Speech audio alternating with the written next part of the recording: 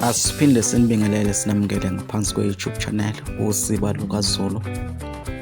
Kwisifundo sethu namhlanje sizophinda sibheke izinhlobo zamabizo ezimbili. Sizobheka amabizo ombaxa, siphinde sibheke amabizo omvama. Ake sihambe-ke sibheke ukuthi amabizo ombaxa ayini. Amabizo ombaxa amabizo akhiwe ngezingcezu zenkulumo ezimbili noma ngaphezulu. Siyathola-ke lapho ukuthi ibizo ombaxa ibizo elakhiwa ngokuhlanganisa amabizo amabili ayizingcezu zenkulumo noma ngaphezulu.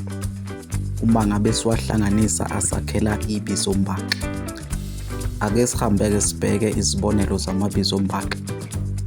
Sizothatha isibonelo sokuqala okuyibizo ombaxa elithi uMadluphuthu.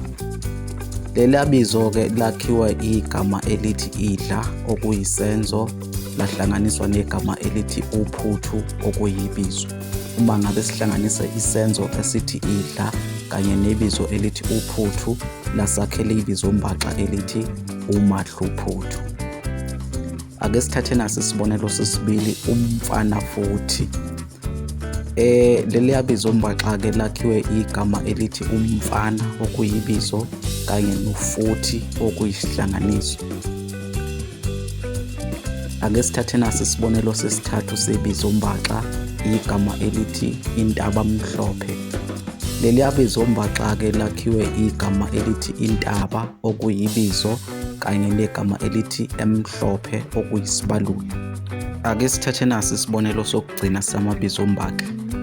Sinebizo elithi umtholampilo.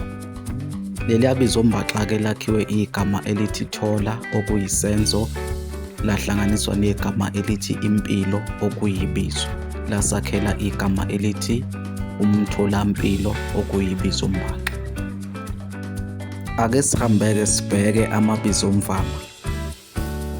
Amabizo omvama amabizo ajwayelekile noma sithi amabizo emvelo angasuselwa ndawo, okusho ukuthi amagama lawo asuke angasuselwe ndawo okuyamagama emvelo.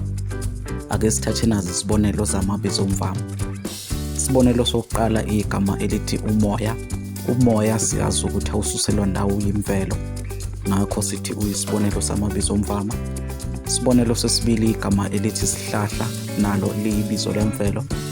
Isibonelo sokugcina sizosithatha igama elithi izinwele, nalo futhi igama elithi izinwele liyibizo omvama ngoba alisuselwa ndawo.